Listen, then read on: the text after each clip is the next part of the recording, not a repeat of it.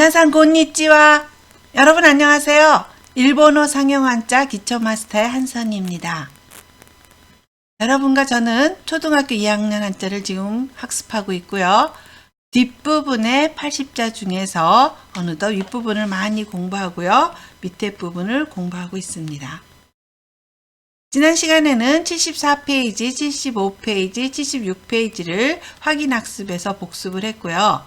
오늘은 74강에 해당이 됩니다. 77페이지 들야, 누를 황, 거물 훅, 구름운에 대해서 공부하겠습니다. 첫 번째 한자는 들야입니다. 총 11액이고요. N4의 레벨입니다. 쓰는 순서를 보겠습니다. 하나, 둘, 셋, 넷, 다섯, 여섯, 일곱, 여덟, 아홉, 열, 열하나.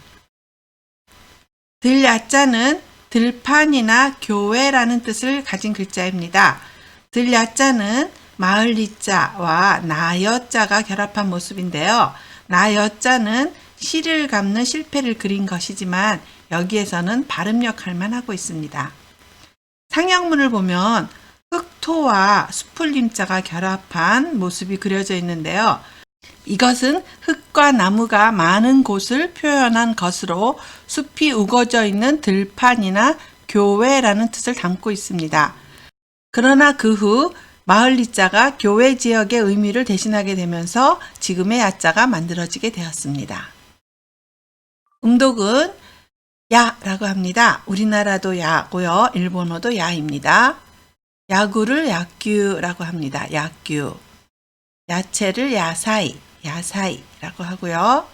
분야를 우리나라는 분야라고 자음접변이 돼서 분야라고 하는데 일본어는 응 발음을 혀를 붙이지 말고 발음해 주세요. 붕이야입니다.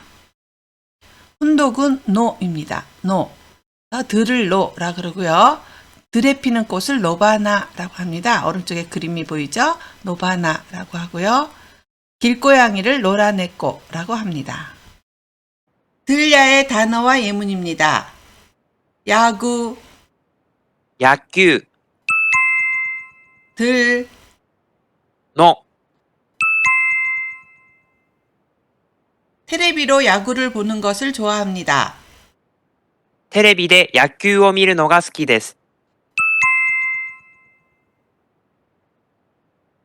여러 가지 들꽃이 피어 있습니다. いろいろな野花が咲いています。 네, 잘 따라하셨습니다. 두 번째 한자는 누를황입니다. 누를황. 총 11액이고요. N2의 레벨입니다. 누를황은 한국식 한자가 따로 있는데요. 일본식 한자랑 거의 다름이 없고요. 윗부분만 한국식 한자는 이렇게 띄어져 있습니다. 이 부분만 다릅니다. 쓰는 순서를 보겠습니다. 옆으로 하나, 둘, 셋, 넷, 다섯, 여섯, 일곱, 여덟, 아홉, 열, 열하나. 네, 여기 쓰고 그 다음에 위에서 내려오는 거 주의하시기 바랍니다. 누를 황자는 누렇다나 노래지다, 황제라는 뜻을 가진 글자입니다. 상형문을 보면 황자는 폐옥이라고 하는 둥근 장신구를 허리에 두른 모습을 그린 것입니다. 여기 보이죠? 그래서 황자는 원래 의미는 폐옥이었는데 그러나 후에 황금색의 폐옥이라는 뜻이 확대되면서 누렇다, 노래지다 라는 뜻을 갖게 되었고 또 황금색은 황제의 색이기도 하여 황제라는 뜻을 갖게 되었습니다. 그래서 황자가 다른 글자와 결합할 때는 황제나 누렇다 라는 뜻을 전달하고 있습니다. 네, 음독은 오 또는 고라고 있습니다. 황금을 오공. 금을 이때는 깅이라고 안 하고 공으로 읽는 거 주의하시기 바랍니다. 황하를 고가 옆에 사진이 보이는데요. 여기는 황하의 산문협댐을 지금 찍은 것입니다. 황하에 처음으로 세워진 다목적댐이라고 합니다. 황사를 고사라고 합니다. 훈독은 기 또는 고라고 합니다. 기로, 노란색이죠? 기로라 그러고요. 기미는 사진과 같이 노른자 위를 말할 때 기미라고 할 때는 누를황을 쓰고요. 시로미라고 흰백자를 썼을 때는 흰자를 말합니다. 그리고 황금을 조금 전에는 오공이라고 음독으로 읽었는데요. 훈독으로도 고가네라고도 표현할 때가 있습니다. 누를황의 단어와 예문입니다. 황금, 黄金、 노란색, 黄色、 황사 때문에 차가 더러워졌습니다. 黄砂で車が汚れてしまいました。 이 요리는 달걀 노른자만을 사용합니다. この料理は卵の黄身だけを使います。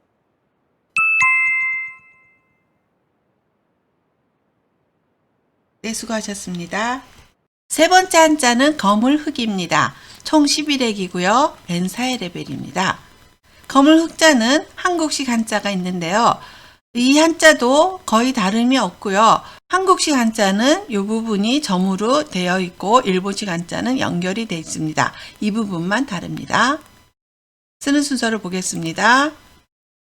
위에서부터 밑으로 하나, 둘, 셋, 넷, 다섯, 여섯, 일곱 하고 차례차례 여덟, 아홉, 열, 열하나.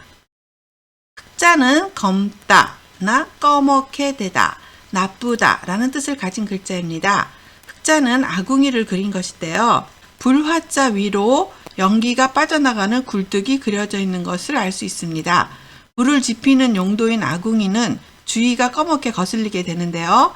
그래서 흑자는 검다나 꺼멓게 되다 라는 뜻을 갖게 되었습니다. 흰 백자가 순수함을 상징한다면 흑자는 그 반대의 개념을 갖고 있어서 검다라는 뜻 외에도 나쁘다, 악독하다, 횡령하다와 같은 부정적인 뜻을 전달하기도 합니다. 음독은 고끄라고 합니다. 고끄.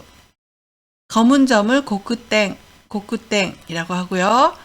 보통 흑점이라고 하면 태양에 있는 검은 점을 흑점이라고 얘기합니다. 칠판을 고끄방이라고 하는데요. 그림에 보면 칠판색이 검은색이 아니고 초록색에 가까운데 처음에는 검은색이었다고 합니다. 검은색이었는데 눈에는 별로 좋지 않아서 초록색으로 요새는 칠판을 만들게 되었다고 합니다. 그래서 칠판을 고끄방이라고 말하게 되었다고 합니다. 다음은 암흑은 앙꼬끄라고 합니다. 훈독은 구로 또는 구로이라고 합니다. 검정을 나타낼 때는 구로라고 하고요. 검다라고 형용사가 될 때는 구로이가 됩니다. 구로지라고 하면 흑자란 뜻인데요. 적자는 아까지였죠. 빨간색으로 표현해서 적자를 나타냈는데 이익이 남은 것을 나타낼 때는 검은색으로 나타내서 구로지, 흑자라고 합니다.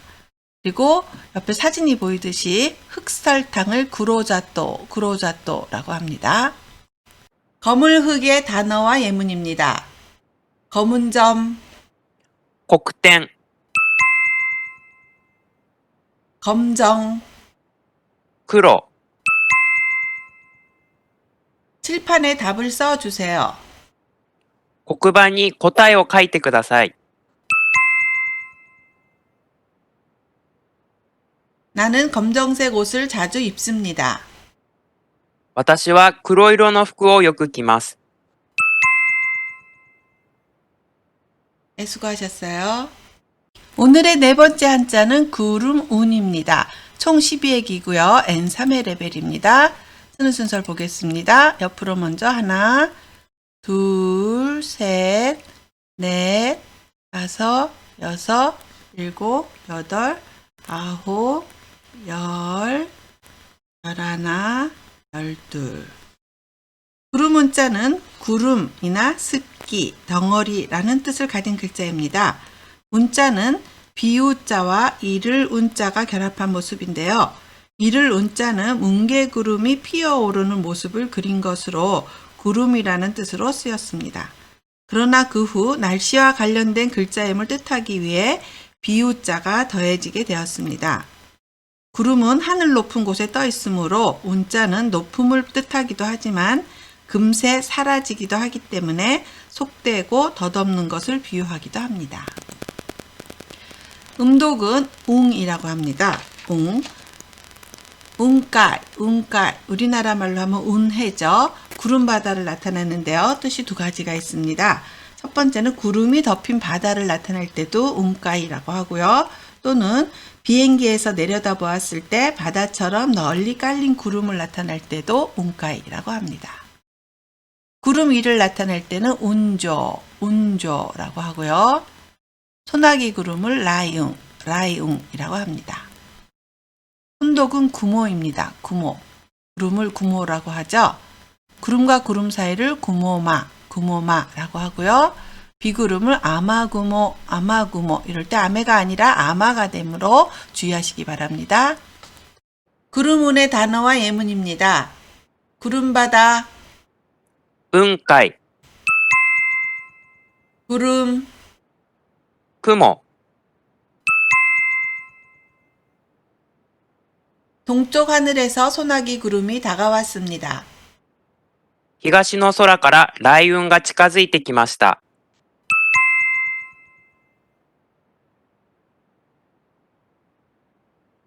오늘은 구름 때문에 달이 보이지 않습니다.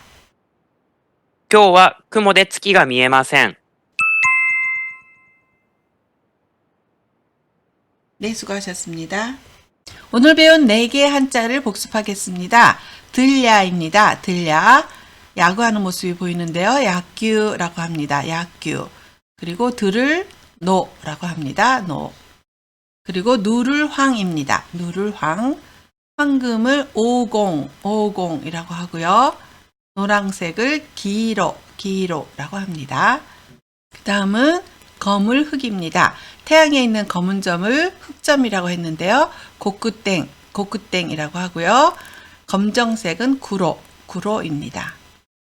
마지막 한자는 구름운이었습니다. 구름운. 운해를 운가이, 구름바다였죠. 운가이. 그리고 구름은 구모입니다. 구모. 네, 오늘도 77페이지에 4개의 한자를 공부했습니다. 들야, 누를 황, 검을 흑, 구름운에 대해서 공부했습니다. 72강에 이어서 자연에 대한 한자가 조금 나왔네요. 다음 시간에는 78페이지에 땅지, 그림도, 번개전, 말씀화에 대해서 공부하겠습니다. 네, 점점 한자는 많아지지만 여러분 계속해서 공부해 주시고요. 다음 시간에 또 만나기를 바랍니다. 네, 수고했어요.